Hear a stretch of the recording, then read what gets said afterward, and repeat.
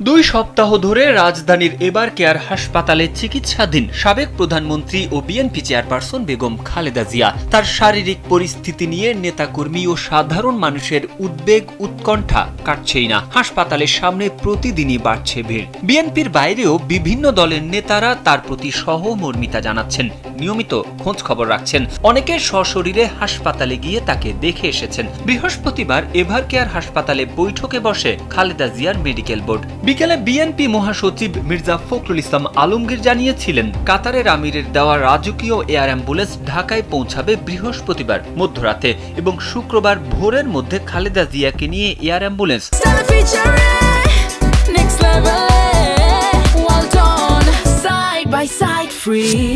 London যাত্রা করবে। কিন্তু এবার জানা গেল, কাতারের আমিরের বিশেষ এয়ার অ্যাম্বুলেন্স দেশে না পৌঁছানোয় বিএনপি চেয়ারপারসন বেগম খালেদা জিয়াকে লন্ডন নিয়ে যাওয়ার সময় পিছিয়েছে। এ বিষয়ে বিএনপি মহাসচিব মির্জা ফখরুল ইসলাম আলমগীর বলেছেন, কারিগরি ত্রুটির কারণে বিশেষ এয়ার অ্যাম্বুলেন্স শুক্রবার ঢাকায় আসছে না। সব ঠিক থাকলে সেটা শনিবার পৌঁছাতে পারে। তিনি আরো জানান, খালেদা জিয়ার শরীর যদি যাত্রার উপযুক্ত থাকে এবং মেডিকেল বোর্ড যদি সিদ্ধান্ত দেয়, তাহলে ইনশাআল্লাহ রোববার তাকে লন্ডন নেওয়া হবে।